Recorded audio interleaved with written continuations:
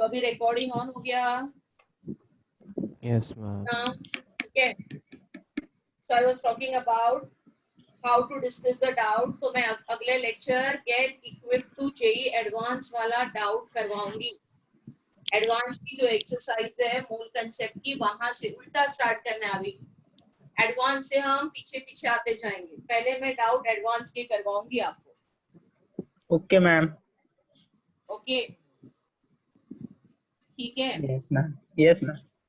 तो what next now? I start teaching you first, as I told you, laws of some laws of chemical combination पढ़ना start करते हैं। और आज मैं करूंगी डाउट आपके assignment 9 and 10 if at all anyone has doubts।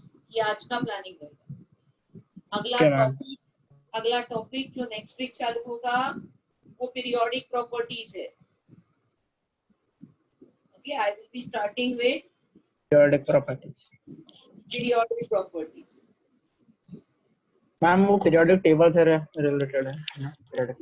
क्या? पीरियोडिक टेबल के बेस पे ना मैम, पीरियोडिक प्रॉपर्टीज। हाँ, पीरियोडिक टेबल। पीरियोडिक प्रॉपर्टी का मतलब है पीरियोडिक टेबल ही करवाना। मॉडर्न पीरियोडिक टेबल और बहुत कुछ उसमें जो नया है वो मैं करवाऊंगी। ठीक है, तो let us now go for laws of chemical combination.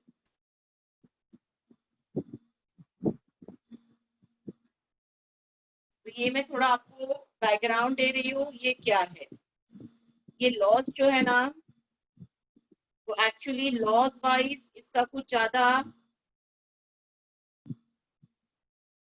Meaning नहीं है, क्योंकि हमने इतनी केमिस्ट्री पढ़ ली है कि आपको लगेगा हाँ ये तो मुझे पता ही है, इसमें नया क्या है।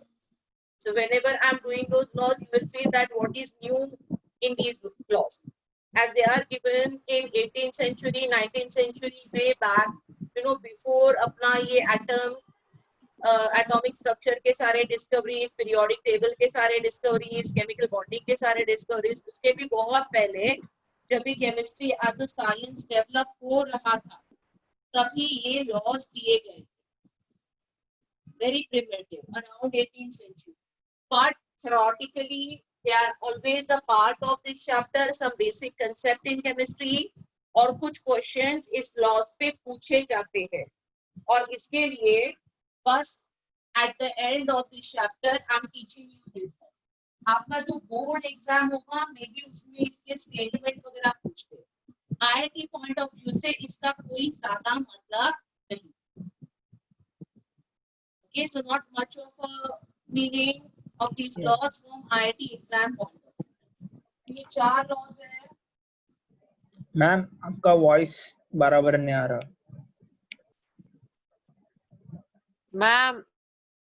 मैम आपका वॉइस क्लियर नहीं आ रहा मैम, आपका वॉइस। Hello ma'am. हमको सुनाई। Law of conservation. Hello ma'am. Ma'am को सुनाई नहीं दे रहा। वापस से कोई टाइप करो ना मैसेज। रुक मैं टाइप करता हूँ। मैम चैट नहीं दिखती ब्रो। कभी तो दिखेगी ना जब नहीं मालूम।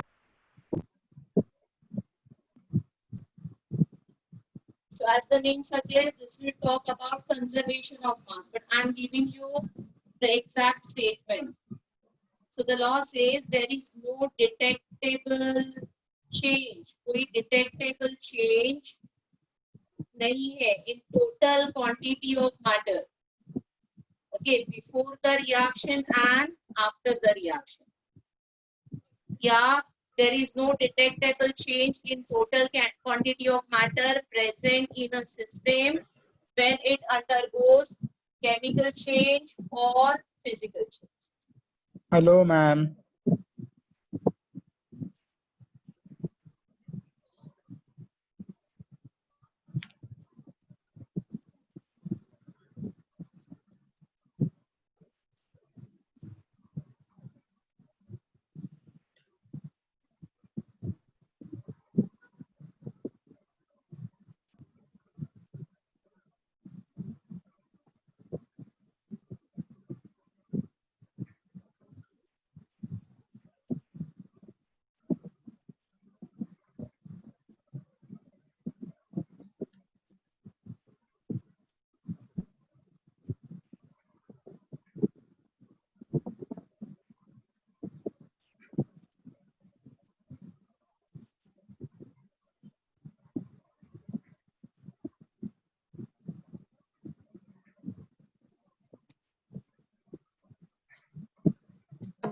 सबको स्क्रीन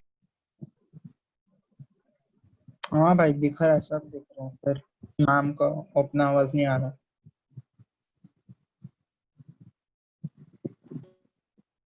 अब इसका मतलब क्या है? Whenever you are talking about any chemical or physical change, mass आपका conserve होता है. Mass is neither created nor destroyed in any of the chemical या physical change. तो इसका moral of the story ये हो गया कि total mass of the reactant before the reaction is precisely equal to total mass of the product.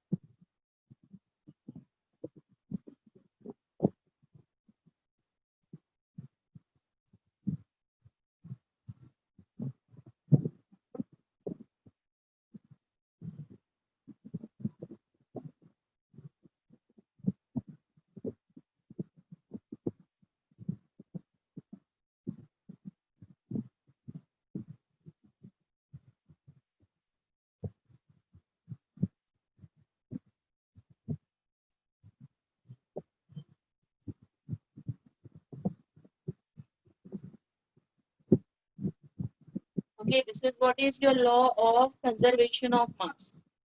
And I'm very sure we haven't learned anything new here. बस अभी एक problem देती हूँ इसके बेसिस पे जो सॉल्व करेंगे और अगला लॉ हम समझते हैं.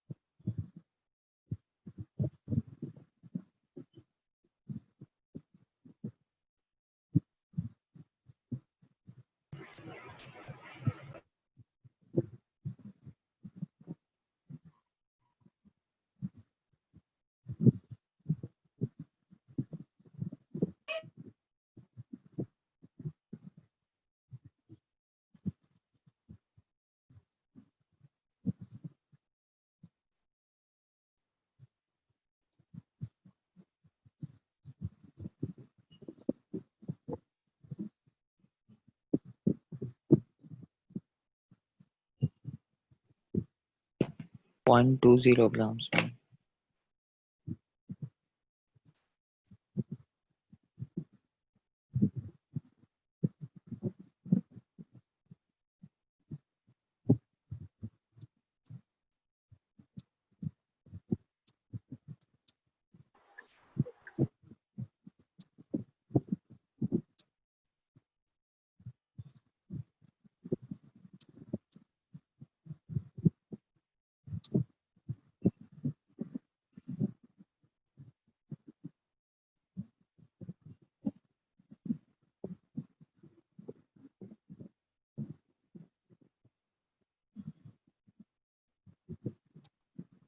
Ma'am 0.2 gram.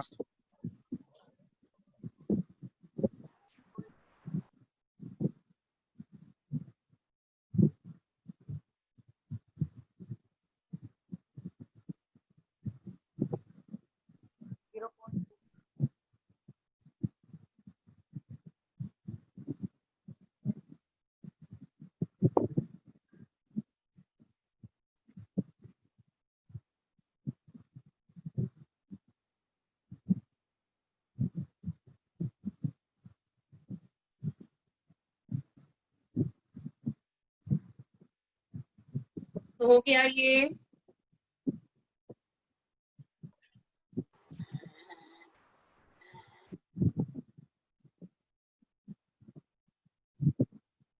I can't hear you.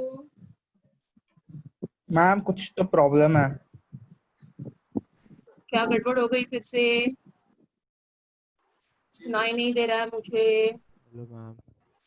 Hello ma'am. Hello ma'am. अभी हेलो सुनाई। Ma'am. Yes yes yes yes. तो यहाँ पे देखो कुछ प्रॉब्लम है आज, पता नहीं बीच बीच में आपका आवाज मुझे बिल्कुल सुनाई नहीं दे रहा है। मैम मेरा पॉइंट हाँ टू। आपको आ मैम, गया? Point two. पॉइंट हुआ मैम। पॉइंट टू आ गया। इसमें कुछ नहीं आता। Mass of mercury plus mass of oxygen is that mass of yellow solid, right? Ma'am आप एक बार वो जो आपने डेफिनेशन लिखा है आप रीड कर सकती हो, हाँ बेटा, सब कर क्योंकि सकते। यहाँ से ठीक से दिख हाँ, सब कर रहे हो।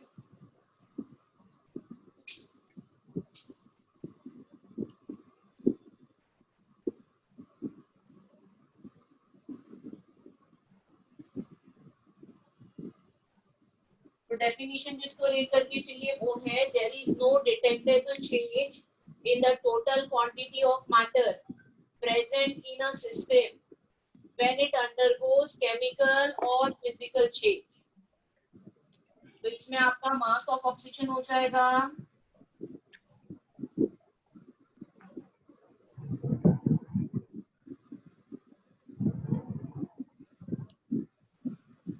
2.73 minus 2.53, point two.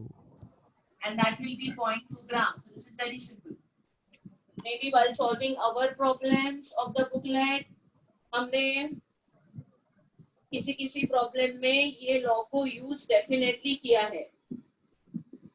Yes ma'am. बस इसको लॉ ऑफ केमिकल कॉम्बिनेशन के under law of conservation of मास कहते हैं, ये आपको पता नहीं था, जो एज अ स्टेटमेंट प्रॉपर आज मैंने आपको बता दिया। नेक्स्ट लॉ करते हैं, ये है लॉ ऑफ कांस्टेंट और डेफिनेट प्रपोर्शन, सेकेंड लॉ।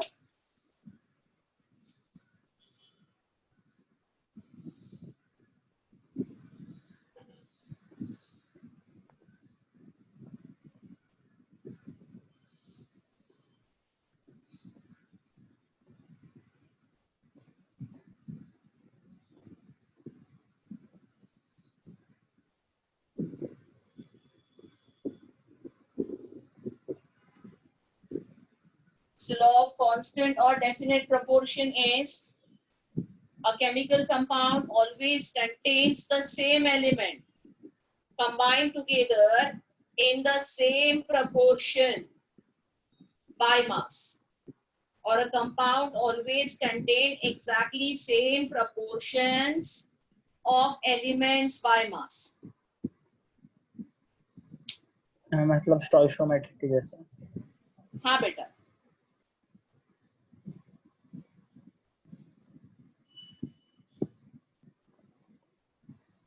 तो अगर आपका कंपाउंड सेम है तो उसमें सेम एलिमेंट फिक्स प्रोपोर्शन में ही कंबाइंड होंगे, इररिस्पेक्टिव ऑफ आपको कहाँ से आपको मिलता है या कौन से रिएक्शन से वो कंपाउंड मिलता है या आप कहाँ से उसको ऑब्टेन करते हो, इस पे उसका कंपोजिशन डिपेंड नहीं होता। ओके, इट विल, अगर एक कंपाउंड है तो उसमें हमेशा एग्जैक्टली सेम एलिमेंट्स कंबाइंड होंगे, सेम प्रोपोर्शन में ही होंगे।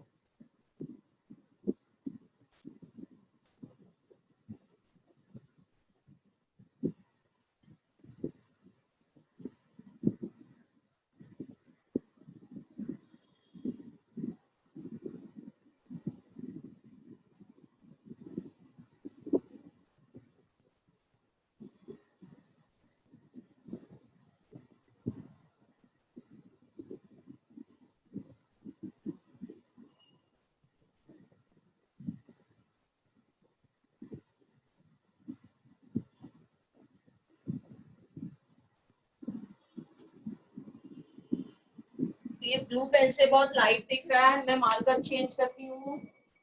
हाँ मैम। है ना, लाइट दिख रहा है ना, इसको चेंज करती हूँ, डार्क वाला लेयर। अभी फिर से लिखो क्या कि ये दिख रहा है, कि फिर से लिखो? नहीं मैम, चलेगा चलेगा। ओके, तो अभी इसका एग्जांपल देती हूँ। इसका मतलब कोई भी कंपाउंड आप अलग अलग सोर्स से भी ऑब्टेन करो, फिर भी it will always have same elements combined in same proportion by mass. So I take an example of say carbon dioxide. So there are various ways कि मुझे carbon dioxide obtain हो. Maybe I'm heating calcium carbonate, that will give me formation of carbon dioxide, one way to get carbon dioxide, or by heating sodium bicarbonate.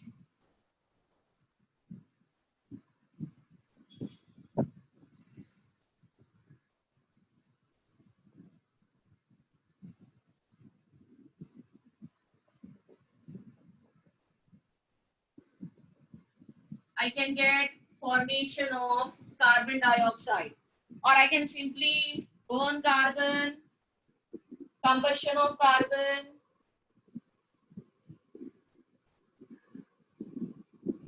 I can get carbon dioxide, or I can carry out a neutralization reaction, say between calcium carbonate and HCl.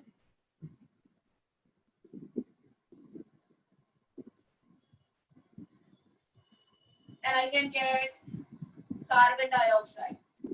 So I'm just discussing carbon dioxide and various methods to get carbon dioxide.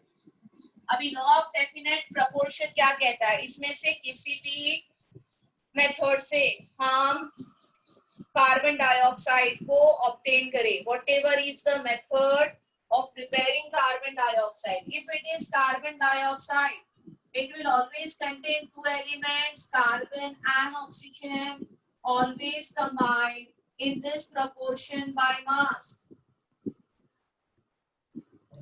Yes, ma'am.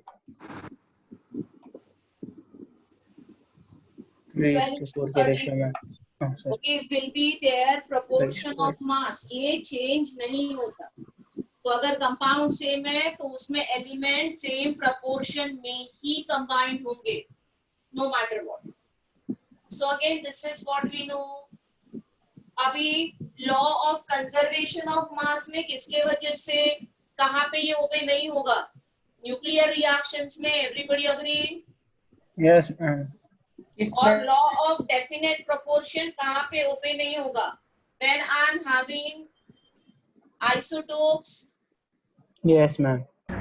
CO2 में carbon 12 CO2 and carbon 14 CO2 मास में फर्क आ जाएगा ना. Yes, ma'am. तो ये जो law है ये डिस्कवरी ऑफ आइसोटोप्स के बाद में हमको मॉडिफाई करना पड़ा, बट तब तक this law was very much valid. और एक इसमें दिक्कत है, ऑर्गेनिक में हम देखेंगे कि there are isomers. Yes, ma'am. सिखाया है सर ने. हाँ, तो फॉर्मूला सेम होता है बट कंपाउंड अलग होता है, बट उसमें एलिमेंट का कॉम्बिनेशन क्या रहेगा, सेम रहेगा. Same रहेगा मैम. तो ये मैं एक एग्जांपल देके आपको समझाने की कोशिश करती हूँ. Ma'am mostly carbon monoxide. Carbon monoxide क्या हो गया बेटा? आइसोमर बोल रहा है. नहीं मतलब कार्बन डाइऑक्साइड 12:32, तो फिर कार्बन मोनोऑक्साइड वो चेंज. अलग कंपाउंड है ना, हम एक कंपाउंड की बात कर रहे हैं. अलग कंपाउंड होगा तो उसका कॉम्बिनेशन बदल जाएगा, but as long as it is CO2 will always have carbon and oxygen only in this proportion only. अगर तुम कंपाउंड बदलोगे ऑब्वियसली तुम्हारा रेशियो बदल जाएगा, उसमें कोई डाउट ही नहीं है. The law says a compound always contains same element. You change a compound, everything will change. Sir ma'am लेकिन कार्बन मोनोऑक्साइड में कार्बन और ऑक्सीजन होते हैं. हाँ, but same element won't be in same proportion when you change the compound. This law is valid as long as your compound is same.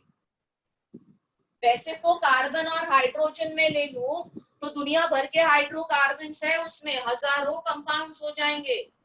हाँ sir. हाँ ma'am अभी समझ में आया. बट अगर मैं मीथेन ले रही हूँ उसमें, तो मीथेन में कार्बन और हाइड्रोजन एक फिक्स प्रोपोर्शन में ही होंगे. समझ में आ रहा है क्या? कंपाउंड सेम रखना चाहिए. I was talking about isotopes. ध्यान दो, तो आइसोटोप्स का क्या होता है, मॉलिक्यूलर फॉर्मूला सेम होता है. So I take a molecular formula C2H6O. तो अभी इसमें कार्बन का मास हो गया 24:6:16, या ये हम कह सकते हैं 12:3:8। तो ये जो कंपाउंड है इसमें कार्बन, हाइड्रोजन और ऑक्सीजन का एक रेशियो मैंने दिया है, बट क्या ये सेम कंपाउंड होगा? Answer is no. ये फॉर्मूला के मुझे दो कंपाउंड पता है, एक है इथाइल अल्कोहल और दूसरा है diethyl ether. So what are they of each other? Isomers. तो लॉ ऑफ डेफिनेट प्रोपोर्शन गड़बड़ हो जाती है आइसोमर्स के केस में और आइसोटोप्स के केस में। Say a CO2 with C12 and a CO2 with C14 won't have same mass ratio. ये समझ में आ रहा है? हाँ मैम। तो मैम जो हम लोग ने सेकंड वाला देखा वो ईथर वाला मैम, उसमें में ऐसा हो जाएगा ना कि मैम एक 12 हो सकता है और एक 14 हो सकता है CH में। मैम हाँ बोलो बोलो मैम हाँ मैम जो लॉ बेटा सुनाई नहीं जो देता है? Law of conservation of ma'am जो आपने जो CH3 दिया है मैम, उसमें भी आइसोटोप्स हो सकते हैं ना CH। एक बात करूं, मुझे किसी की बात सुनाई नहीं दे रही है as it is overlapping. So first is anyone try to speak. एक बार मैं एक का डाउट कंप्लीट करूं तो दूसरा फिर हम डिस्कस कर सकते हैं।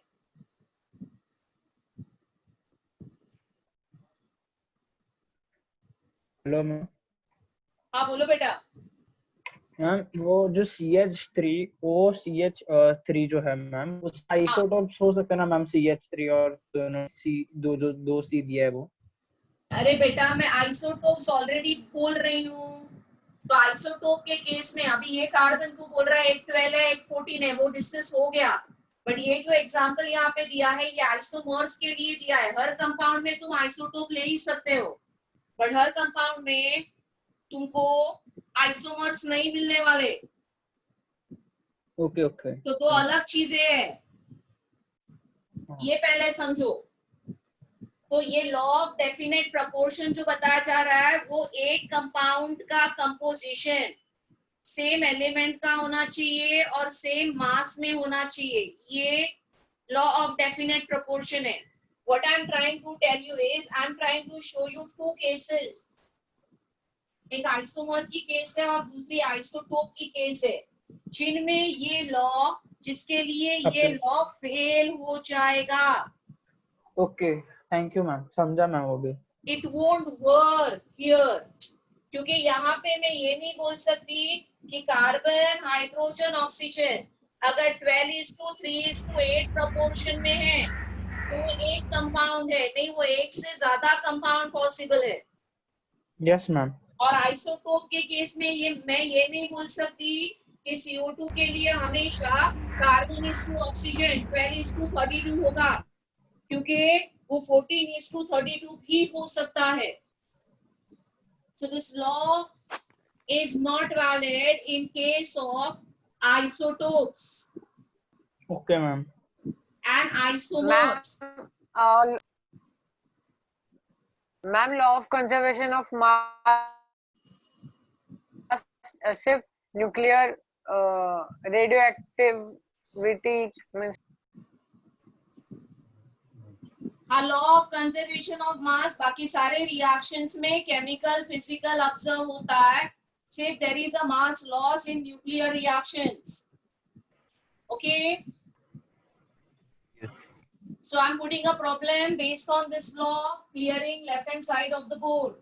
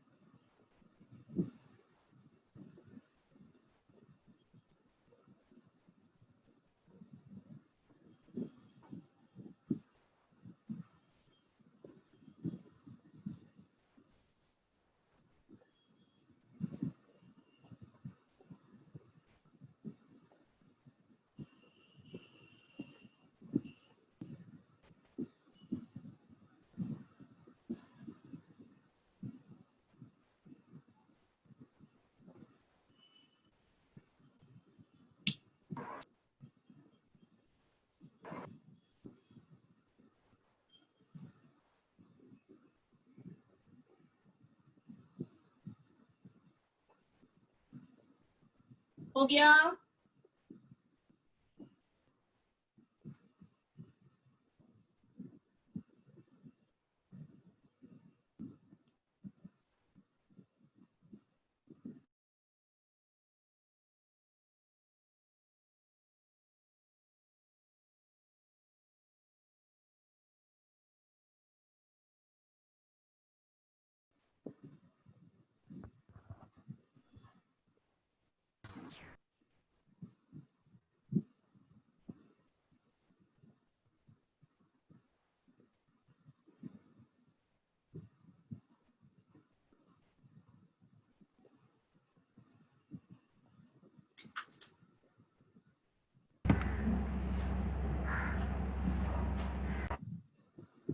मैम वो CuO और CO का ये सेम आ रहा है मैम, 1.25 समथिंग, दोनों का प्रोपोर्शन टर्म वैसे ही आ रहा है, बस वो लास्ट वाले का इंफॉर्मेशन अलग ही लग रहा था। दो ही डेटा दिए है तो दोनों से ही कर सकते हो ना, लास्ट वाले का डेटा नहीं दिया है तो ये दो डेटा को यूज करके हम प्रूव कर सकते हैं। क्या करना है? ये दोनों का मैम रेशियो सेम है दोनों का। क्या दोनों में आप percent of copper find out करो, वो सेम होगा। तो पहला डेटा कहता है कि 1.375 gram of cupric oxide, okay, will be having 1.098 gram of copper. तो दोनों में ऑक्सीजन की अमाउंट कैलकुलेट कर सकते हो, कॉपर का परसेंट फाइंड आउट कर सकते हो, है ना। आपका एक्सपेरिमेंट 1 जो था उसमें दिया है 1.375 gram of cupric oxide.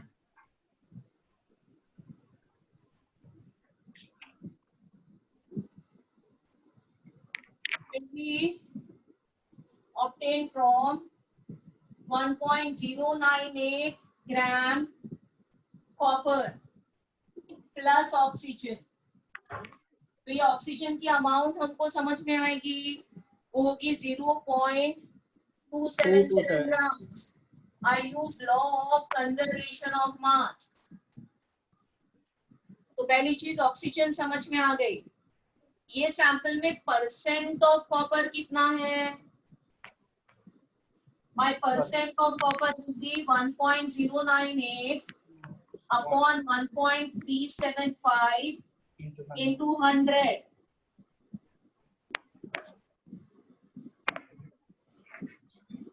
This will be percent of copper here. So approximately 79, 80. 18 approximately 80, specifically 79.85%। तो ये पहले डेटा से हमने कॉपर और ऑक्सीजन समझ लिया। दूसरा डेटा जो दिया है experiment 2,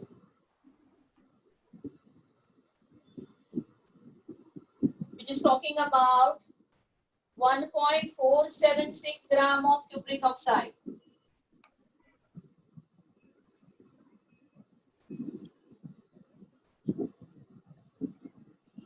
is giving 1.179 gram copper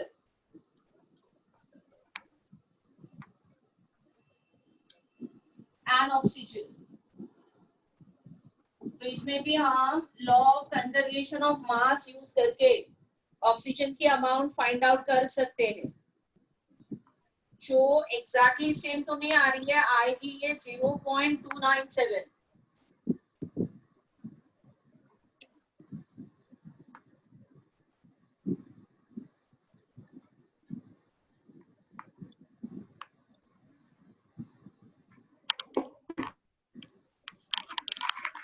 और अगर इसमें मुझे percent of copper find out करना है तो होगा 1.179 upon 1.476 into 100।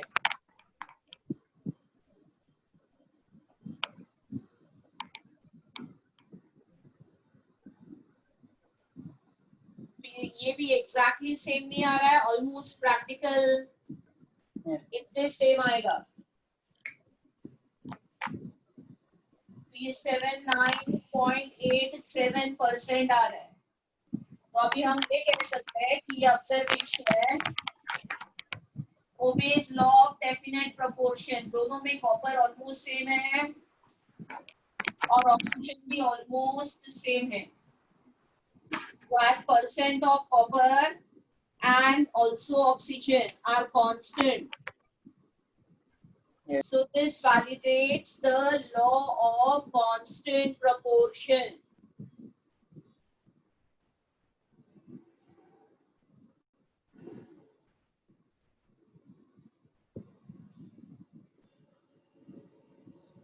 Ma'am, we can also find the ratio of copper and oxygen.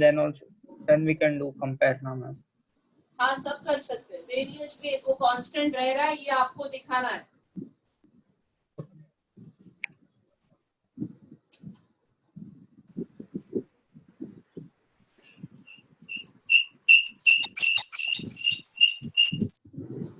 Somebody's audio is on, please switch it off.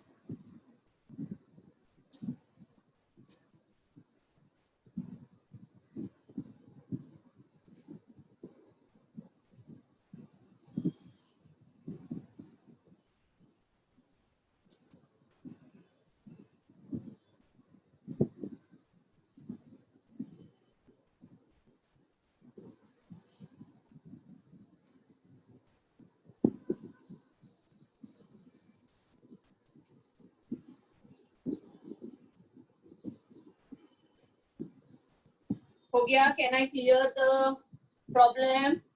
Yes, ma'am. Now we will see third law, law of multiple proportions.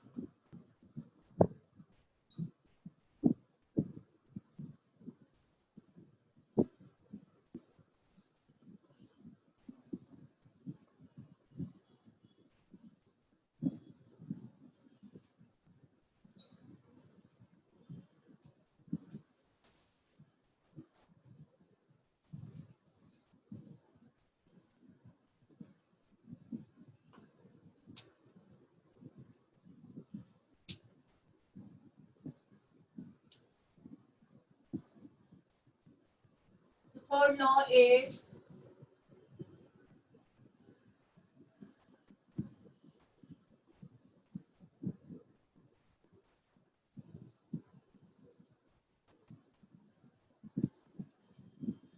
law of multiple proportion. So this is when two elements combined with each other to form two or more chemical compounds.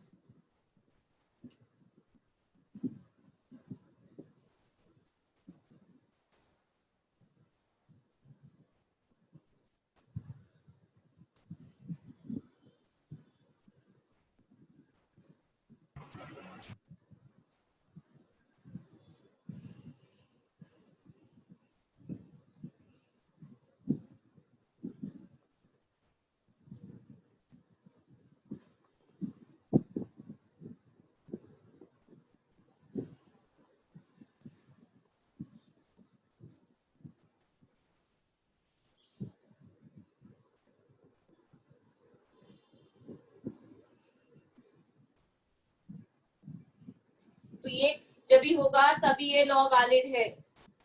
Now what does the law says? The law says then the amount of one element with which reacts with definite amount of the second element are in proportion of simple whole numbers.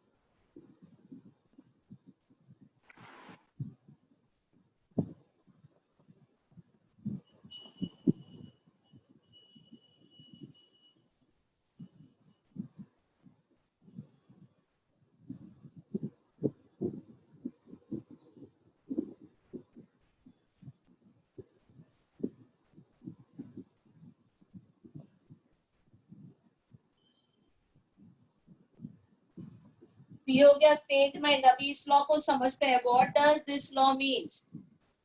तो जब भी कभी applicable है जब भी दो element react हो रहे हैं और उनके कॉम्बिनेशन में एक से ज्यादा कंपाउंड बन रहे हैं। तो इसको एक्सप्लेन करने के लिए मैं दो एलिमेंट लेती हूँ, से कार्बन एंड ऑक्सीजन, और इनके कॉम्बिनेशन से एक से ज्यादा कंपाउंड बन रहे हैं। एक है कार्बन मोनोऑक्साइड और दूसरा है carbon dioxide, right, more than one compound. Carbon monoxide में जो रेशियो है कार्बन इज टू ऑक्सीजन का वो 12:16 है। कार्बन डाइऑक्साइड में जो रेशियो है वो 12:32 है। So the law says that दोनों में, see I'll explain you the statement. One element which reacts with definite amount of second element. तो definite amount किसकी है? कार्बन की है। तो ये कार्बन की अमाउंट डेफिनेट है, डिफरेंट अमाउंट किसकी है? ऑक्सीजन की है। So then the different amount of one element, which is oxygen in this case, which is reacting with definite amount of second element, which is carbon in this case, are in the proportion of simple whole numbers. तो ये जो oxygen के different amounts है, they are also in proportion of simple whole numbers. तो oxygen के different amounts होंगे 60:32 proportion में, जो हो जाएगा simple whole number वाला proportion। समझ में आ रहा है? Yes ma'am. या और एक एग्जांपल मैं ले सकती हूँ, HNO, two compounds possible, H2O, H2O2. so this is 2:16, this is 2:32. So again here the two different amounts are in simple whole number ratio. Yes ma'am. This is what is your law of multiple proportion. Is that clear to you? Yes ma'am. तो ये applicable है जब भी दो element react करेंगे और जिससे दो से ज्यादा कंपाउंड बनेंगे। एक का मास फिक्स रखना है, दूसरे का वेरी करना है, और जिसका वेरी होता है उसमें भी एक सिंपल होल नंबर रेशियो आपको मिलेगा।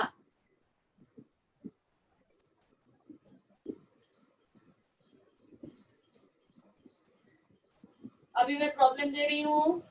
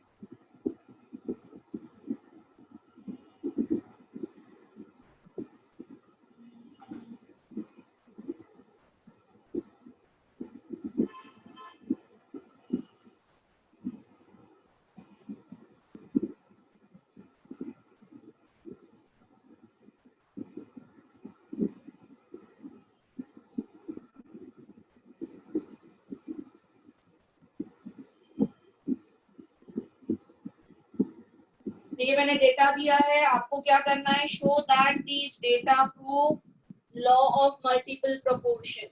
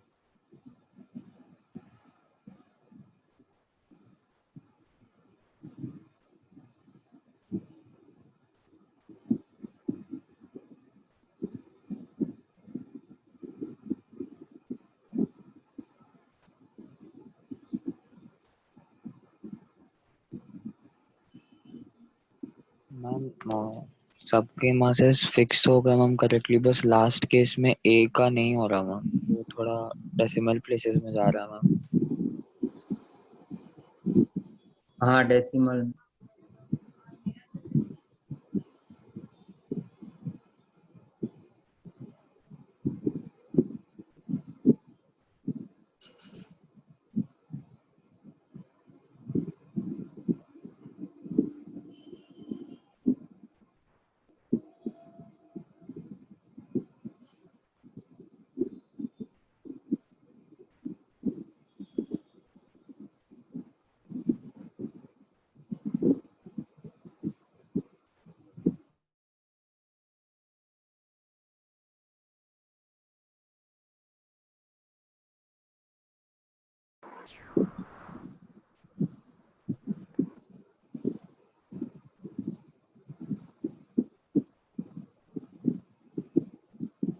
हो गया क्या सॉल्व?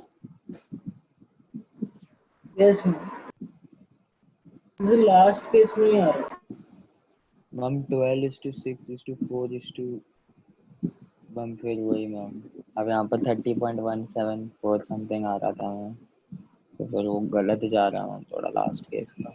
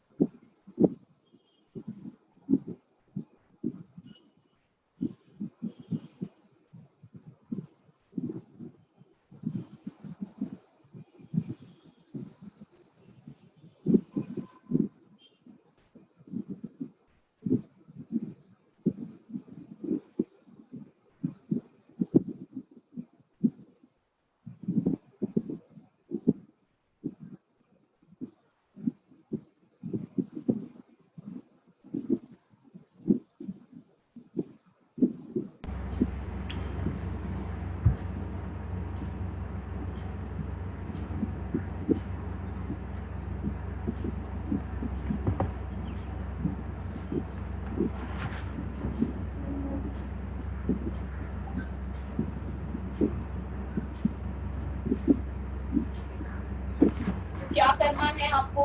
आपको किसी एक के फिक्स मास के लिए दूसरे का मास निकालना है। तो आई एम जस्ट अज्यूमिंग कि अगर 1 ग्राम ऑफ ए है तो उसके लिए डिफरेंट अमाउंट्स ऑफ बी क्या होंगे?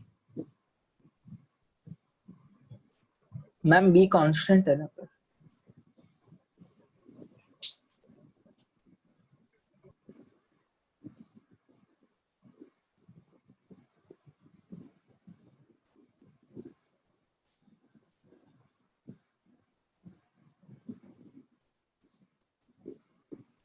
Hello ma'am.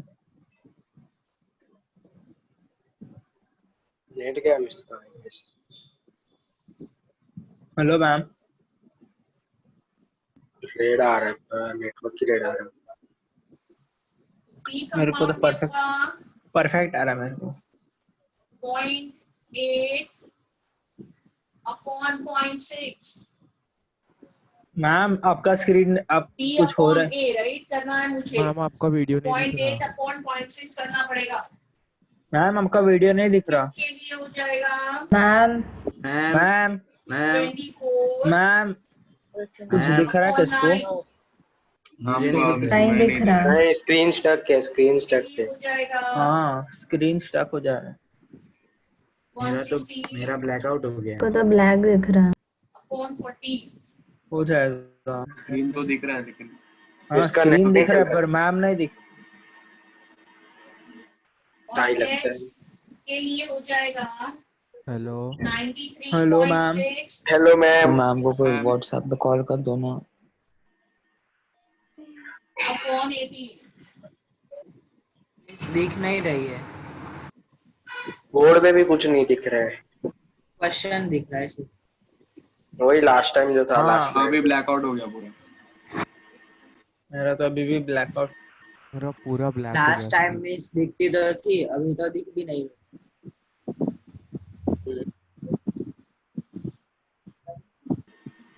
कम से कम मालूम कर रहा था भाई क्या हो रहा है। ये हमारी फिक्स ए के लिए 1 ग्राम ए के लिए बी कितना लगेगा दिख रहा है किसको इसकी स्क्रीन? अमाउंट आ गई। Hello ma'am. Is it clear till here? No miss. Hello ma'am. No ma'am no ma'am. Ma'am again I can't hear you. Ma'am ma'am आपका स्क्रीन ही नहीं दिख रहा। मैम आपका दिख रही स्क्रीन है नहीं दिख स्क्रीन। रहा।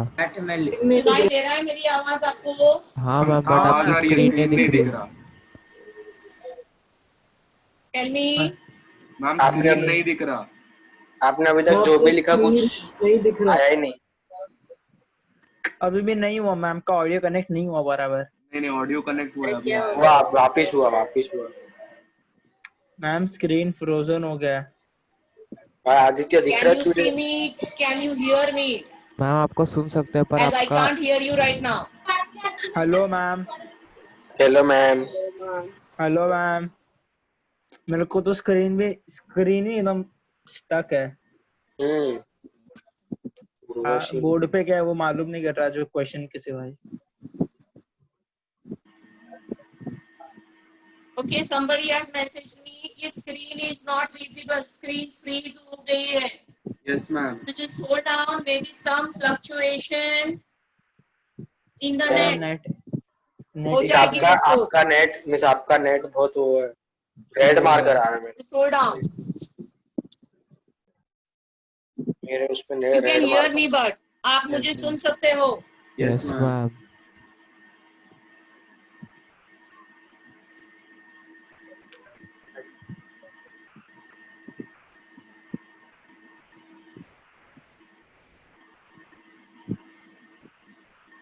But you can't see the board, right? No ma'am. No ma'am. Board नहीं। Ma'am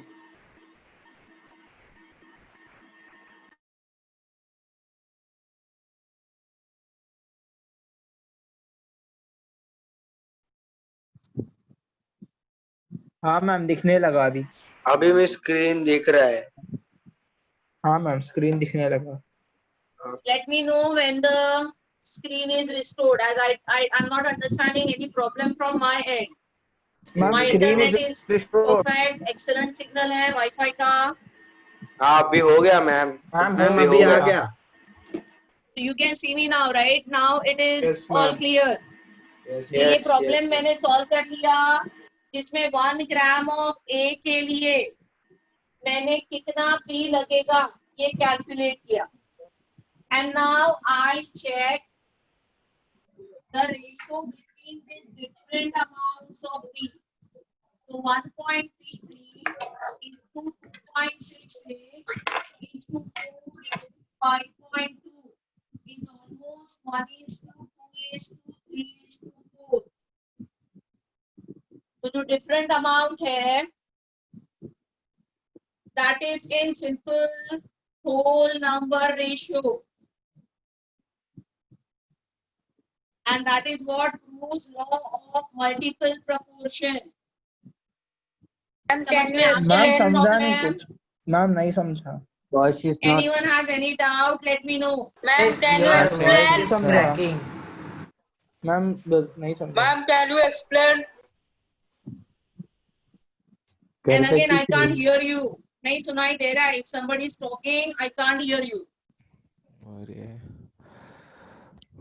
hello ma'am. Hello ma'am. हाँ बोलो. अभी Hello, सुनाई दे ma'am. रहा है. हाँ Ma'am, बोलो. can you explain again? Okay, तो ये प्रॉब्लम में ए और बी कंबाइन करके PQRS बन रहा है. एक डेटा दिया है जिसको मुझे लॉ ऑफ मल्टीपल प्रपोर्शन के लिए वैलिडेट करना है.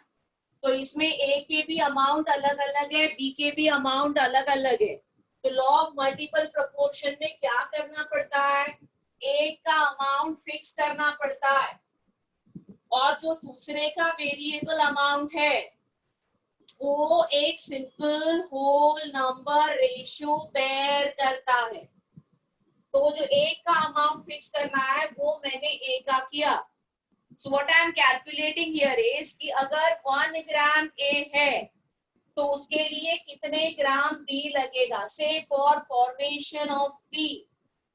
तो formation of B के लिए अभी दिया है 0.6 ग्राम of A needs 0.8 gram of B. So if this is 1 gram of A, it will be 0.8 upon 0.6 gram of B.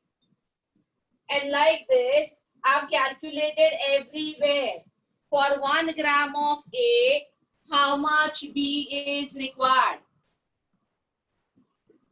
और ये जो B की अमाउंट आ गई, इसका आपस में रेशो लिया और ये ratio simple whole number ratio है.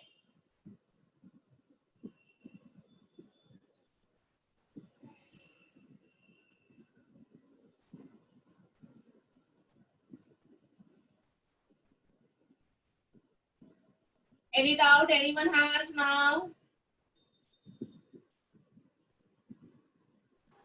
हाँ मैम समझा.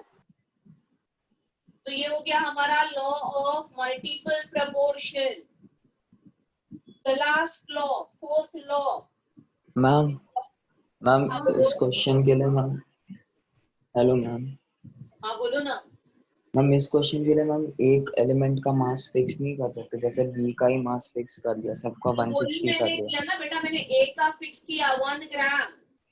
अच्छा हाँ मैम समझ बी रहा का हूँ. करना है, बी का करो. किसी एक एलिमेंट का मास फिक्स करो और फिर मैम तो फिर ऐसे ही दूसरे का अजम्पशन लेकर जाना है ना मैम कि वो दूसरे का 1 जो वेरी होता है वो कैलकुलेट करो. So the solution that you see on the board, I've fixed the mass of A as 1 gram. And to form 1 gram, from 1 gram of A to form P, how much P is required is my this calculation. 1 gram of A से Q अगर form करना है तो how much P is required, this calculation. So these are the variable amounts of P that are combining with a fixed mass of A, which is 1 gram. Is that clear? Anyone still has any doubt? Can I go ahead? Yes, ma'am. Okay, तो ये third law हो गया. Multiple proportion. Now we are doing law of reciprocal proportion, also called as law of equivalent proportion.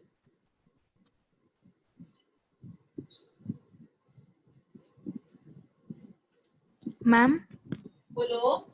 जो आपने वो सम किया हम उसमें वाइस वर्सा भी कर सकते हैं ना, लाइक 1 ग्राम ऑफ बी करो लेके. बेटा, बी का फिक्स करो, ए का वेरिएबल करो, कैसे भी करो, बट ए का फिक्स करना जरूरी है. Okay, thank you ma'am.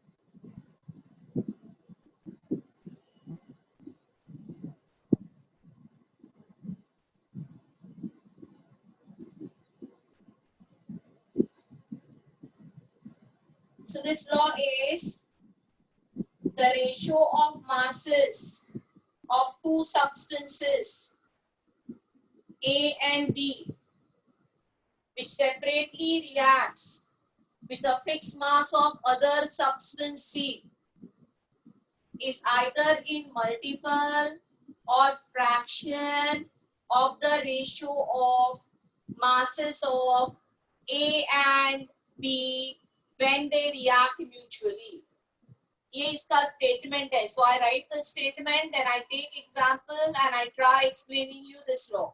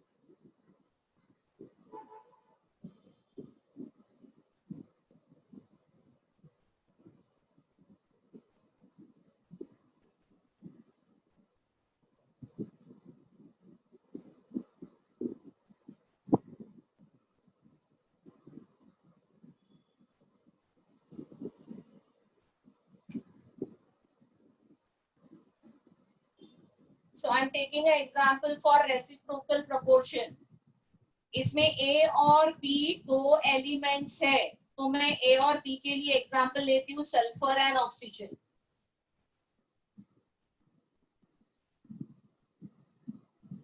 which separately reacts with a fixed mass of other substance. ये other substance I'm taking hydrogen. So sulfur is separately reacting with hydrogen. Oxygen is separately reacting with hydrogen. But hydrogen का mass fix होना चाहिए. So say I take water here, I take H2S here, जिसमें hydrogen का mass fix है 2 grams. तो ये जो C है इसका मास इसमें फिक्स करना है, बाकी दो का वेरिएबल हो सकता है।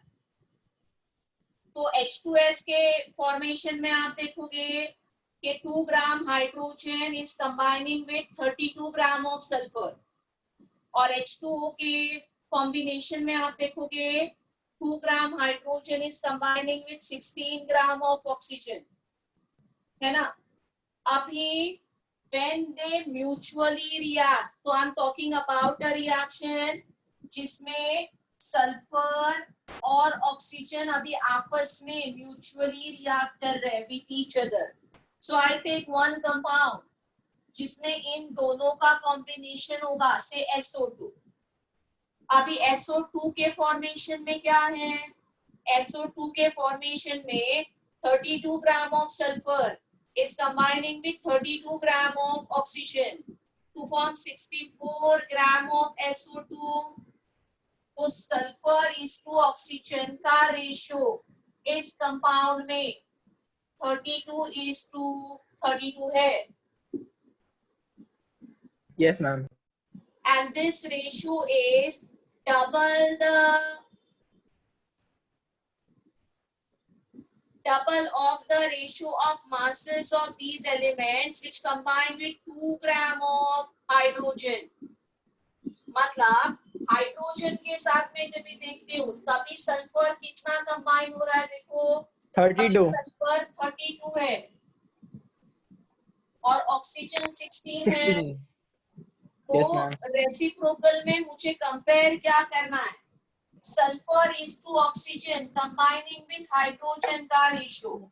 तो सल्फर अपॉन ऑक्सीजन जब ये हाइड्रोजन के साथ कंबाइन करता है वो रेशियो 32:16 है, और sulphur upon oxygen only, but when combining with each other वो रेशियो 32:32 है। And the law says कि this is either simple, multiple or fraction of each other. तो right now ये 2:1 है। ये सिंपल मल्टीपल में है, तो ये रेशियो आइदर सिंपल मल्टीपल में होगा या फ्रैक्शन ऑफ ईच अदर होगा। मैम इस लॉ What का क्या ratio you are सिग्निफिकेंस है taking ma'am? is you are taking ratio of A and B when it is combining with fixed mass of C, and again A and B when it is combining with each other. इन दोनों को compare करना है और ये either simple multiple में होगा या एक फ्रैक्शन में होगा। समझ में आ रहा है? Yes, ma'am. तो ये आपका law of reciprocal proportion. Ma'am हाँ बोलो बेटा। मैम एक बार 32/16:32/32 एक बार समझा सकते हो कैसे आया? हाँ बेटा एकदम आसानी से। इसमें दो रेशियो को कंपेयर करना है, एक रेशियो सल्फर एंड ऑक्सीजन का when it is combining with fixed mass of hydrogen, that is 32/16। Ratio of sulphur and oxygen combining with fixed mass of C, fixed mass of H. Okay, and ma'am. this is when they combine with each other in SO2. Okay, ma'am. तो 32:32 है। Okay, और ma'am. ये दोनों का जो आपकी relation है वो एज सिंपल होल नंबर होगा या फ्रैक्शन में होगा। Is what is law of reciprocal proportion says. Ma'am, हाँ बोलो बेटा। मैम ये यूज कहाँ पे होता है मैम, ये जो लॉ ऑफ रेसिप्रोकल? कुछ भी यूज, मैंने कहा ना, ये 17-18 सेंचुरीज में लॉ दिए थे। उस टाइम पे उनको कुछ भी बाकी का नॉलेज नहीं था, तो ये लॉज यूज कर करके वो कुछ अपने कंक्लूजन्स कंपाउंड रिएक्शन के बारे में निकालते थे। We don't need them anyway. Okay ma'am. Chemistry as a science is much developed, but क्यों कर रहे हैं? We do get problems based on that in our exam, is the only reason that we do it. I don't need it anywhere. Miss ये laws propose किसने किए? Have better ways to understand about composition of matter. Have better ways to understand about reaction involved. बोलो। Miss ये laws propose किसने किए? अलग-अलग scientist ने किए। जैसे ये जो चल रहा है, it is done by a scientist called Richter in 1792. Law of reciprocal proportion is given by Richter in 1792. आपका जो law of multiple proportion था is given by Dalton. आपका law of constant proportion is given by Proust 1799, and conservation of mass is by Lavoisier in 1744. तो तभी जो scientist popular थे, chemistry में काम कर रहे थे, उन्होंने ही ये लॉ दिए। तो ये डेटा किसी भी बेसिक बुक में आपको मिल जाएगा। अभी ऑब्वियसली आईआईटी में ये ईयर साइंटिस्ट ये टाइप के प्रॉब्लम कभी जिंदगी में नहीं पूछते। So all this becomes insignificant for us as far as your IIT exam is concerned. Okay ma'am.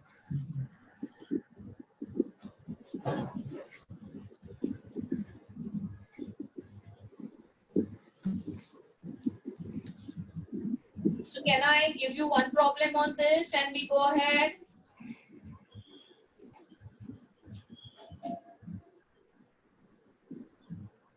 Yes. Okay ma'am. So I'm clearing the board.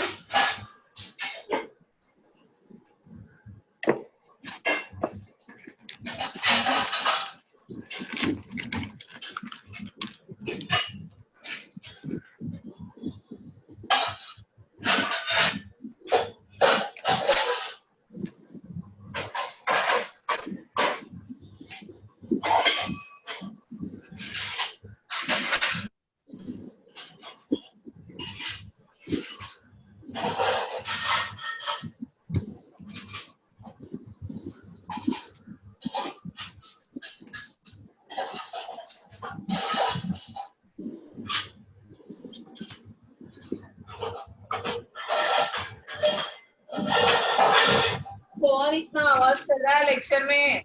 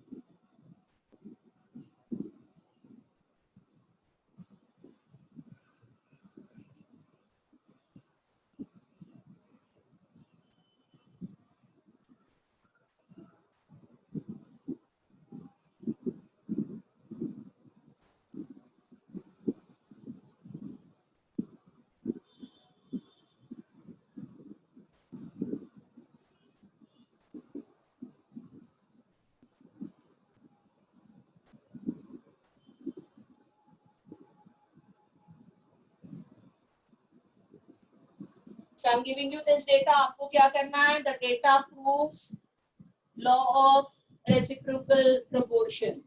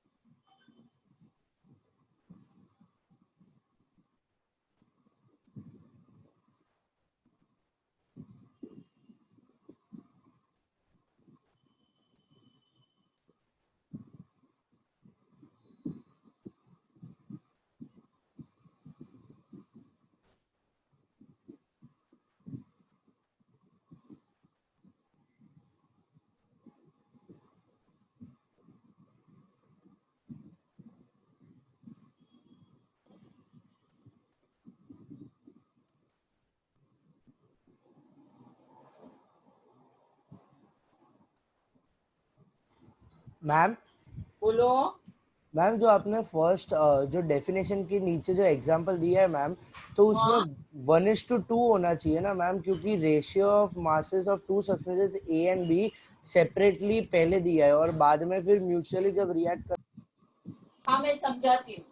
मैंने ये बोला है ए एंड बी, इसमें सल्फर और ऑक्सीजन है, वो पहले समझो। और इसमें ये एग्जांपल में सी हाइड्रोजन है। तो A and B fix mass of C के लिए जब भी रिएक्ट करते हैं तो उनका रेशियो 32/16 है। Yes ma'am. Okay, is either simple, multiple or fraction of the ratio of masses of A and B when they mutually react. So when they are reacting with fixed masses, ratio is 32:16. And when it is reacting with S and O with each other, it is 32:32. हाँ ma'am समझ गया, sorry. तो पहला ratio मेरा fixed mass के साथ है, दूसरा व्हेन दे म्यूचुअली रिएक्ट है। तो आंसर 2:1 ही है।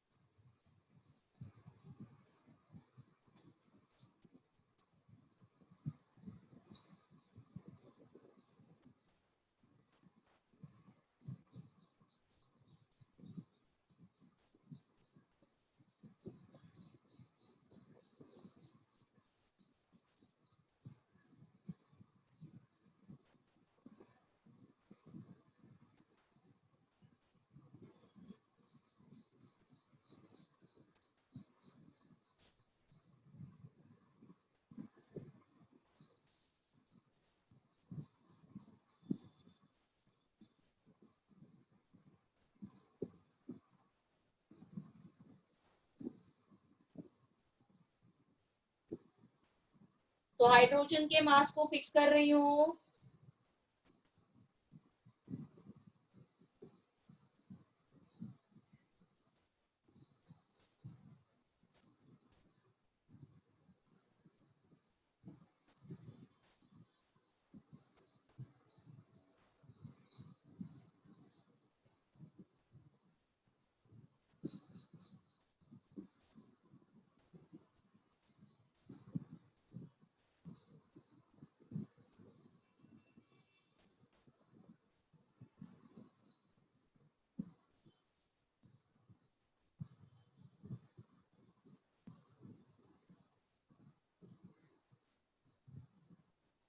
तो हाइड्रोजन के मास को फिक्स किया 1, और उसके लिए कितना नाइट्रोजन लगेगा अमोनिया में वो कैलकुलेट किया, और 1 पार्ट हाइड्रोजन के लिए कितना ऑक्सीजन लगेगा वो कैलकुलेट किया।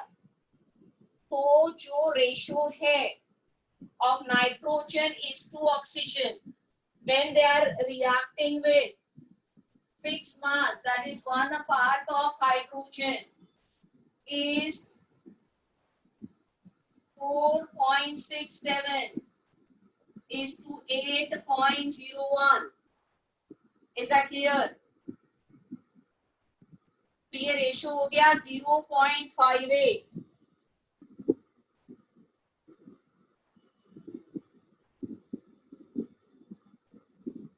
अभी when nitrogen and oxygen are reacting with each other, mutual वाला रेशो N2O3 वाला रेशो देखते हैं।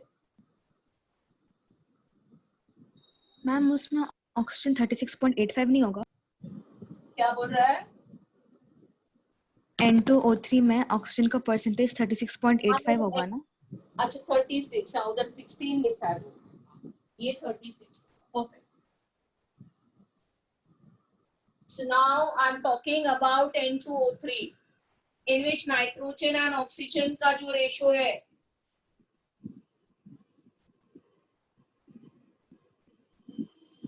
जो हमको दिया है वो कितना है 63.15 is to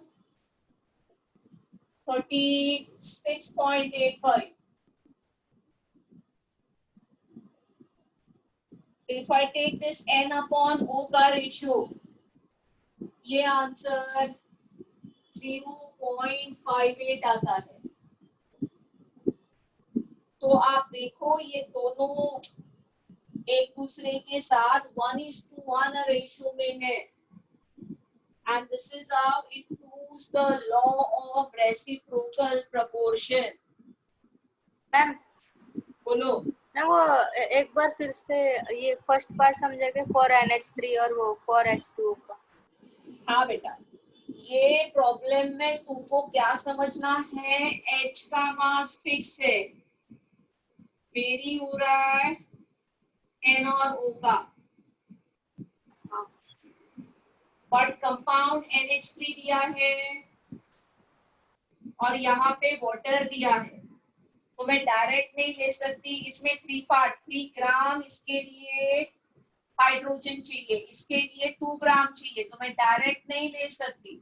इसके लिए मैंने क्या कैलकुलेट किया कि 1 ग्राम अगर हाइड्रोजन है तो उसके लिए कितना नाइट्रोजन चाहिए अमोनिया में। I calculated that. मतलब हाइड्रोजन फिक्स किया आपने ना? हाँ हाइड्रोजन फिक्स है इसमें। हाँ मैम समझा। तो हाइड्रोजन फिक्स के लिए नाइट्रोजन की अमाउंट कैलकुलेट की, हाइड्रोजन फिक्स के लिए ऑक्सीजन की अमाउंट कैलकुलेट की। तो हाइड्रोजन जब भी 1 है तो नाइट्रोजन हो रहा है 4.67 और ऑक्सीजन हो रहा है 8.01। तो इसका जो N/O का रेशो है वो हो जाएगा 4.67 अपॉन 8.01। इसका आंसर आता है 0.5। यस फिर मैम। उन्होंने आपस में रिएक्ट करके जो N2O3 बनाते हैं उसके लिए एक डेटा दिया है, तो वो डेटा का रेशियो जो हमको कंपेयर करना है वो 63.15 अपॉन 36.85 है। इसका आंसर 0.58 है। So what are they to each other? 1:1। Ma'am बोलो मैम वो ट्वाइस आना चाहिए ना मैम। 36 नीचे 36 है ना, तो 36 वन टाइम तो हो ही जाएगा ना मैम। अगर जब डिवाइड करेंगे तो 63.15 से 36 को डिवाइड करेंगे, नहीं 63 को डिवाइड करेंगे तभी मैम। N/O। हाँ मैम वो 1 से ज्यादा आना चाहिए ना मैंने वैल्यू। रेशो देते वक्त गड़बड़ किया है फिर डेटा में। हाँ मैम। हाँ रेशो देते वक्त उल्टा दिया है। मैम वो ऑक्सीजन का ज्यादा होगा ना। है ये O का है क्योंकि ऑक्सीजन का मास ज्यादा है ना, 3 ऑक्सीजन का परसेंट ज्यादा होगा 2 नाइट्रोजन से। 2 नाइट्रोजन 28 होता है और 3 ऑक्सीजन 48 होते हैं, तो ऑक्सीजन का परसेंट ज्यादा होना चाहिए। समझ में आ गया?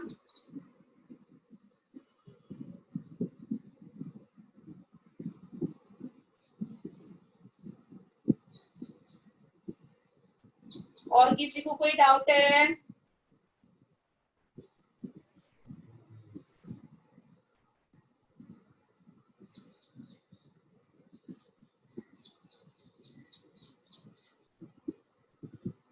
If no one has any doubt, मैं आपको बोलो। नहीं है मैम। हाँ, तो अभी असाइनमेंट 9 ओपन करो। हम असाइनमेंट 9 के डाउट करते हैं remaining time. As you told me that I haven't done Okay, ma'am. doubts of assignment 9 with you last lecture. Yes ma'am. तो अभी जो टाइम बचा है उसमें मैं डाउट्स करवा देती हूँ आपको। तो आपका मोल कंसेप्ट सिखा के हो गया।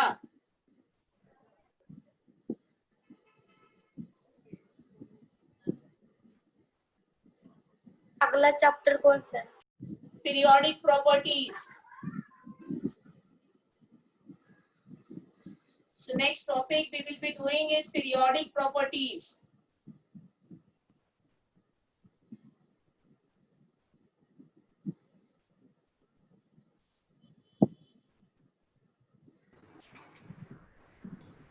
So let's do assignment 9. Question number 12. Okay. 10. Assignment 9. Somebody is asking 12, then 10 और बोलो 14. 14 और that's it.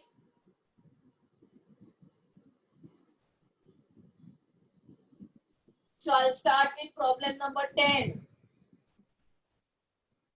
It simply says which of the following statement is true for the solution of 0.02 molar H2SO4.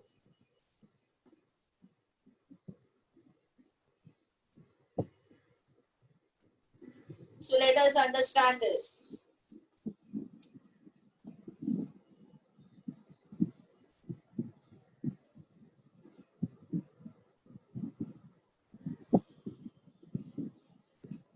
ना Here H2SO4 is given. इसका concentration 0.02 molar दिया है। तो 0.02 molar का मतलब क्या है? 0.02 मोल्स इन 1 लीटर। Yes ma'am. तो इस सॉल्यूशन में H2SO4 के मोल कितने हैं? 0.02 मोल। Yes ma'am. और वॉल्यूम कितना होगा? 1 लीटर का ये कॉन्सेंट्रेशन होता है। अभी देखो H2SO4 का जो पानी में सॉल्यूशन होगा जिसमें H+ डिसोसिएट हो जाएगा और सल्फेट आयन भी डिसोसिएट हो जाएगा। समझ में आ रहा है? तो इसमें अगर H2SO4 1 मोल है तो ये 2 मोल हो गया।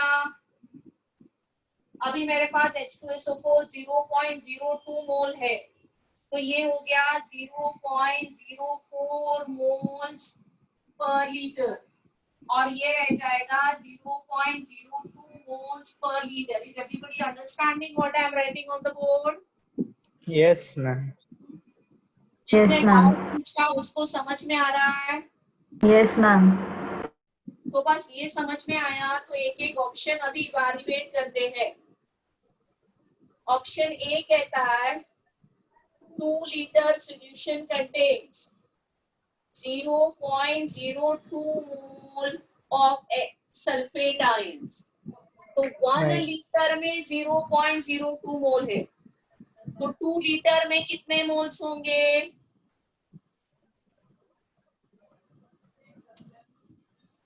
आंसर में 0.04। 04. So is A option correct? No ma'am. No, ma'am. A option is wrong. ठीक है, अभी B ऑप्शन देखते हैं। B ऑप्शन कहता है 2 litre solution contains 0.08 moles of H3O+. तो ये जो H+ Yes, ma'am. यही वाटर में H3O+ है। तो अभी हमारे पास ये 0.04 मोल है 1 लीटर में। So how many moles it will be in 2 liters? 0.08. So this looks a correct answer. Yes, ma'am. 2 liter of solution contains 0.08 moles of H3O plus. Looks a correct answer. Yes, ma'am. और तीसरा भी evaluate कर देते हैं, which says 1 liter solution contains 0.02, which is wrong. 1 liter will contain 0.04. All clear? तो इसका answer हो जाएगा B. Problem number 10 is over. Then somebody asked me problem number 12,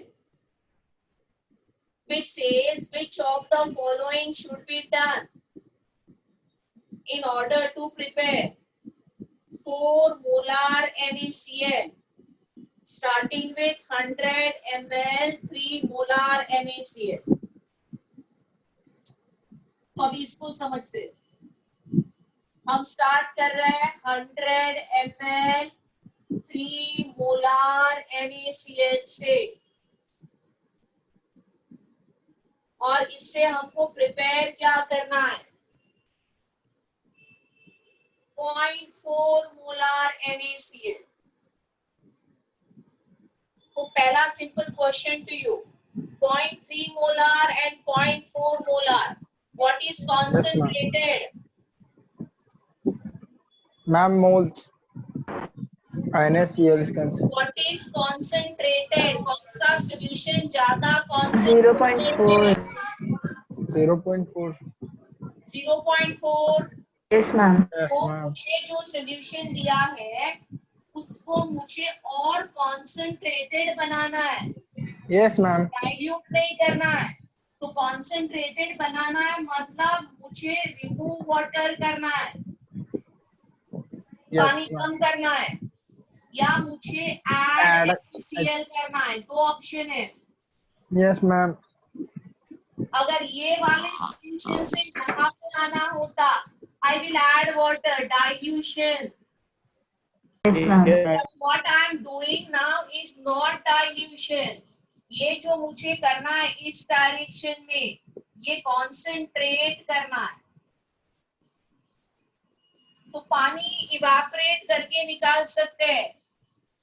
otherwise ये सॉल्यूशन से 100 ml से मैंने 10 ml सॉल्यूशन निकाला तो पानी नहीं निकलता, उसके साथ NaCl भी निकलेगा. तो पानी निकालने का एक ही वे है, evaporate, remove water bye evaporation, और दूसरा ऐड NaCl है. अभी 2 में से क्या वर्क करेगा ये मुझे समझना पड़ेगा. Yes, ma'am. Yes, ma'am. Right, या कौन सा ऑप्शन टैली होता है ये मुझे समझना पड़ेगा. तो अभी मैं पहले ये वाटर वाला डाइल्यूशन वाला स्टोरी खत्म करती हूँ. तो उसके लिए मैंने आपको एक इक्वेशन दिया था, M1V1 is equal to M2V2. So I am having molarity 0.3, my volume is 100, I need molarity 0.4, how much should be the volume? So my volume, okay, is going to be 0.3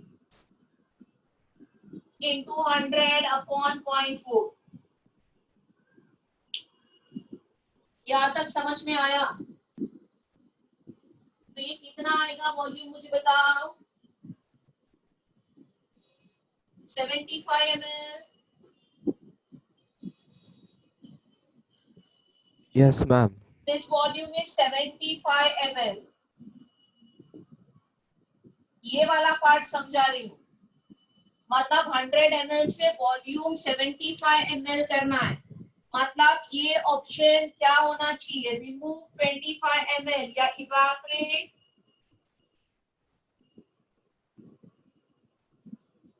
25 ml water. Do we see that option? No, ma'am. Evaporate 10 ml दिया है तो उससे नहीं बनेगा, और eight 20 से आपका solution और डाइल्यूट हो जाएगा. तो ये वाला ऑप्शन नहीं चल रहा है. This is not working. Now I work on this. अगर मुझे इस सॉल्यूशन में और NaCl ऐड करना है तो वो कितना NaCl ऐड करना पड़ेगा? Let me calculate that. तो ये सिंपल कैलकुलेशन मिलीमोल से हम करते हैं. तो मेरा सॉल्यूशन 100 ml ही रहेगा, बट वो 0.3 मोलार से 0.4 मोलार करना है. तो ये जो गैप है ये मैं कैलकुलेट कर रही हूँ. So I am having 0.3 molar and 100 ml solution. So how many millimoles I am having? 30 millimoles. And I want to make it 0.4 molar by adding NaCl. इसके लिए वॉल्यूम इतना ही रहेगा. तो मुझे 30 मिलीमोल से 40 मिलीमोल्स करना है. मतलब मुझे NaCl कितने ऐड करने हैं? 10 millimoles.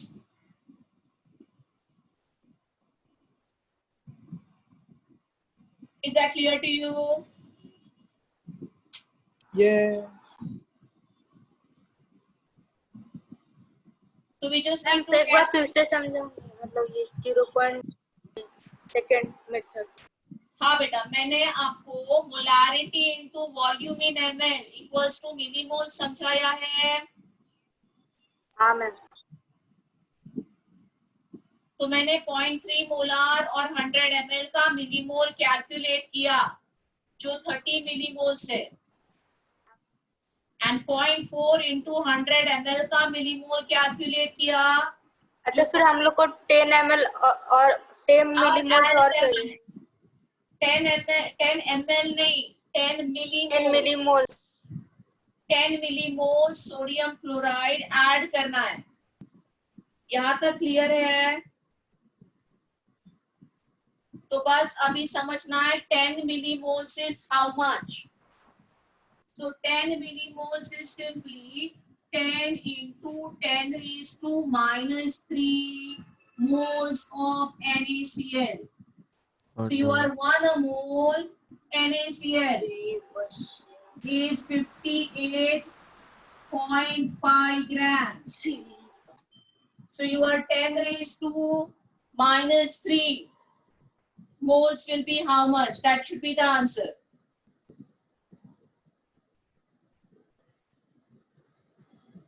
हम A. तो आंसर आपका A हो जाएगा.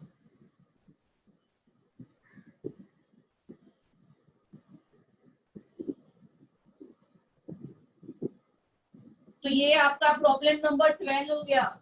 मैम आप 13 भी करवा सकते हो. हाँ बेटा, देखते हैं. अभी पहले 14 पूछा है, तुमको 13 चाहिए तो लिख रही हूँ यहाँ पे. करते हैं सब. तो प्रॉब्लम नंबर 13 कहता है 10.6 gram of a substance of molecular mass 106 dissolved in 100 ml. 10 ml of this solution is pipetted out into 1000 ml of flask and made up to the mark with distilled water. ये simple बेटा dilution का problem है, but 13 के options में typing में error है. तो 13 में जो डेटा दिया है उससे ओरिजिनल सॉल्यूशन की मुझे मोलारिटी कैलकुलेट करनी है. I need to calculate molarity in 13. तो कैसे कैलकुलेट करेंगे हम molarity in 13? My molarity will be 18 grams 10/6 upon molecular mass 106 upon volume in ml and into conversion factor 1000. Right? So this is calculation of molarity of original solution जो आपके पास है. इतना समझ में आया? Yes ma'am. Straight substitution in your molarity formula. तो ये कितना मोलार सॉल्यूशन है बताओ? 1 molar. 1 molar. 1 molar, right? तो जो मेरा ओरिजिनल सोल्यूशन मुझे दिया है, हमने प्रिपेयर किया, वो 1 मोलार है एंड 100 ml है। क्लियर? इससे हम क्या करते हैं? इससे I am removing 10 ml from this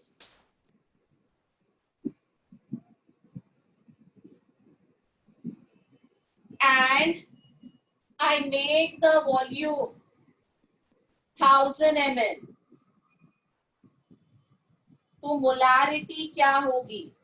तो सिंपली मैं M1V1 is equal to M2V2 वाला फॉर्मूला यूज करूंगी। ये डाइल्यूशन का प्रॉब्लम है, तो I start with 1 molar 100 ml। What will be the molarity of the solution when I will dilute it to 1000?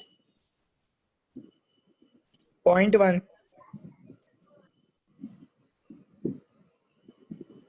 Hello ma'am. हाँ बोलो ma'am 0.1। 0.01। अभी अभी देखो, ध्यान दो, क्या ये पूरा सोल्यूशन डाइल्यूट हुआ है 1000 में? नहीं मैम। नहीं, मैम।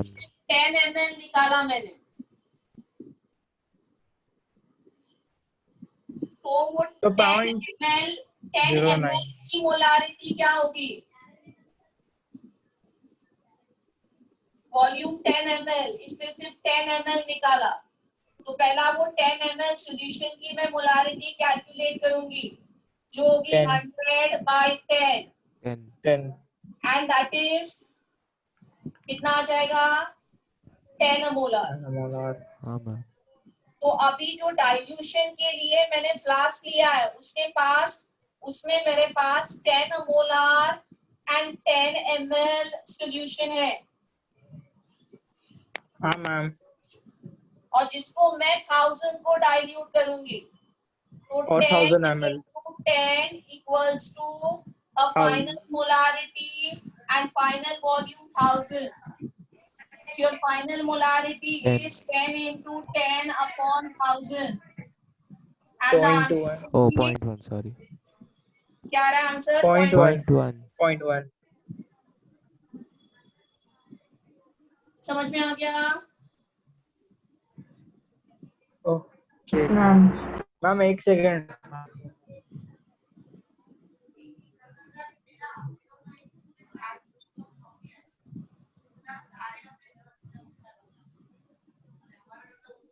डायरेक्ट भी कर सकते हैं इधर 1000 लेके, बट मैंने स्टेप वाइज समझाया आपको।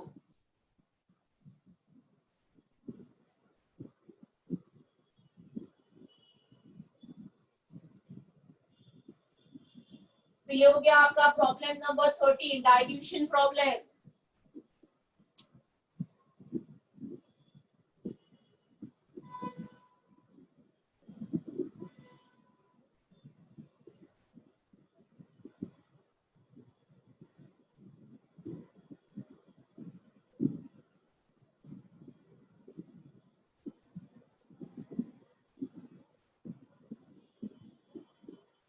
तो प्रॉब्लम नंबर 14 है, that says what is the molarity of sulfate ions in aqueous solution that contains 34.2 ppm of aluminium sulfate। तो ये ppm टू मोलारिटी जाना है। आपको जो सोल्यूशन दिया है 14 में, वो 34.2 ppm है, और क्योंकि मोलारिटी में कन्वर्ट करना है, I take it in 1 litre या 1000 ml सोल्यूशन है ये। तो ppm का आंसर 34.2 है। How much is the amount of aluminium sulphate? To get this answer, यहाँ पे आ जाता है 10⁶ ppm में। So my x will be 34.2 into 10⁻³ upon 10⁶. This will be 34.2 into 10 raised to minus 3 or 0.0342 grams. तो ये मैंने क्या कैलकुलेट किया, amount of aluminium sulphate 34.2 ppm is 0.0342 grams of aluminium sulfate in 1 liter of solution.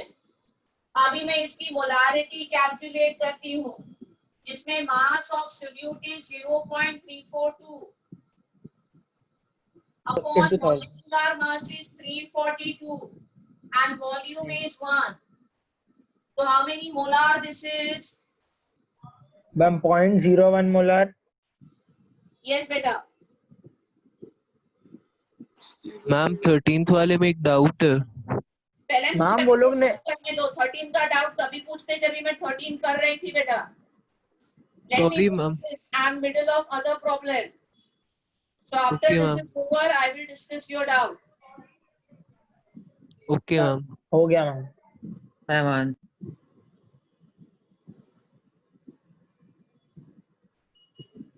तो ये molarity का answer क्या आ गया, कितने molar, 10 raised to minus 4 molar आएगा ये। Somebody said -3, which is wrong.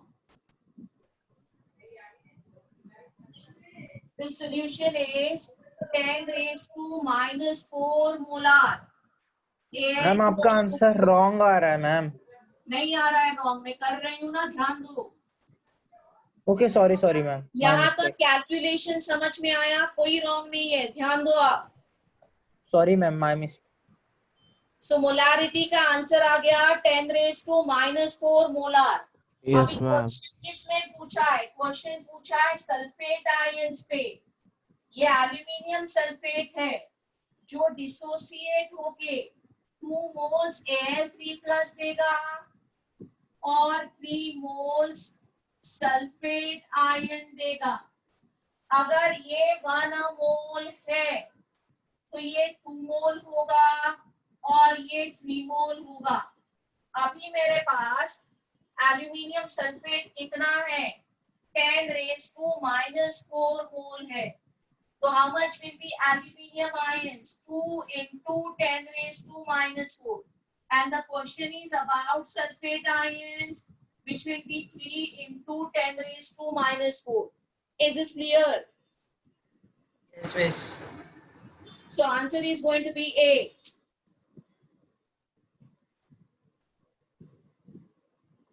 Any doubt anyone has? Ma'am हाँ, पहले अभी ये 14 प्रॉब्लम में कोई डाउट है वो पूछो।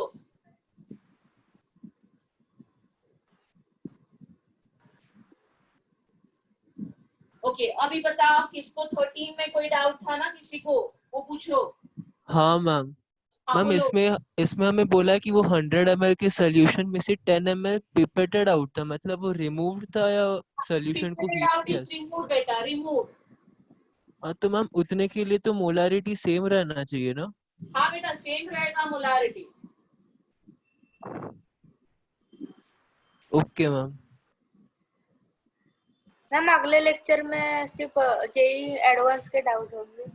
हाँ, अगले लेक्चर में अभी देखो असाइनमेंट 9 हो गया, तो असाइनमेंट 10, 11 पेंडिंग है, उसके शेड्यूल करूंगी। बच्चे ही एडवांस कर लो एक्सरसाइज। मैम लेक्चर में सिर्फ जेई एडवांस के होंगे डाउट्स। मैम वो असाइनमेंट 7 और 8 में थोड़े डाउट्स है, तो फिर अगले असाइनमेंट 7 और 8 के डाउट्स ऑलरेडी डिस्कस है ब्लू हाउस में, तभी आप थोड़े पूछा। हाँ मैम। Assignment 7 and 8 को enough time is given. So all those who are not doing homework properly, don't expect कि आपके लिए फिर से 1-2 घंटा डाउट डिस्कस होंगे। जो होमवर्क दिया है उसके अगले लेक्चर डाउट हो गए। अगर तभी आपने नहीं किया तो अभी फिर से आपके लिए पूरा क्लास का टाइम तो नहीं वेस्ट कर सकते। So please see to it that you are doing the homework on time, so your doubts are getting clear. It becomes very difficult now, as complete I mean 90% से ज्यादा students ने कर लिया है असाइनमेंट 8 और 9। उनके डाउट भी हमने डिस्कस कर लिए 1-1.5 घंटा डाल के। अभी उन सबका टाइम में वेस्ट नहीं कर सकती बेटा क्लास में, तो इसके लिए मैं डिफाइन कर रही हूँ। अगले लेक्चर में जेई एडवांस एक्सरसाइज का डाउट करवाऊंगी। अगर आप नीट के स्टूडेंट हो, anyway you are exempted. As NEET student don't have to do JEE advance के exercises. So if you are a NEET student, you do assignment 10 and 11 जिसके doubt pending है, जो मैं शेड्यूल करूंगी अगले लेक्चर। ठीक है? Okay ma'am. और कोई डाउट है? No ma'am. ठीक है। So that's it for today. See you everybody next week. Take care. Thank you Bye ma'am. everybody. ठीक है bye ma'am. Ma'am, thank you ma'am. Thank you ma'am. So we'll start with new chapter next week. Ma'am हाँ बोलो। Ma'am आपने जो assignment 10 जो भेजा है वो नेक्स्ट लेक्चर में कर ले मैम आप डिस्कस। हाँ कोशिश करती हूँ ना मैं। 10-11 करते हैं और एडवांस। तो नेक्स्ट Okay, लेक्चर ma'am. का जो डाउट शेड्यूल है वो assignment 10, assignment 11 and advance. Okay thank you ma'am. आपको होमवर्क क्या है? आज असाइनमेंट 11 आएगी और एडवांस। 10 तो आपने कर लिया। Yes ma'am. तो आई अज्यूम कि आपने 10 कर लिया है लास्ट वीक। मैम कर लिया है मैम। यस मैम, कर लिया। तो आज का होमवर्क क्या आएगा? असाइनमेंट 11 जो ये लॉ ऑफ केमिकल कॉम्बिनेशन आज मैंने आपको सिखाए, ओके उसका एक असाइनमेंट आ रहा है कॉम्बिनेशन पे और Okay, ma'am. जी एडवांस की एक्सरसाइज। तो वो असाइनमेंट को हार्डली कुछ टाइम जाएगा आपका, hardly anything, right? 15 problems, 15 minutes. JEE advance will take time, so that is what is a week's work. और फिर उसके डाउट में अगले लेक्चर डिस्कस करूंगी। All clear? Yes ma'am. Bye everybody, take care. Bye ma'am, thank you ma'am.